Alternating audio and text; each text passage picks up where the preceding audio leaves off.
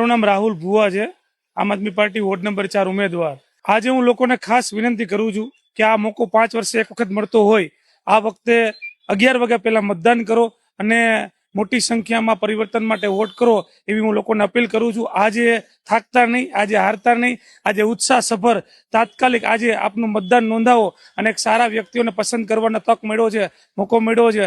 ખૂબ જ મહત્વનો આજનો દિવસ છે, કારણ કે લોકો સારા વ્યક્તિની રાહ જોઈને બેઠા છે અને આજે લોકોને એક સારું નેતૃત્વ મળવાનું છે।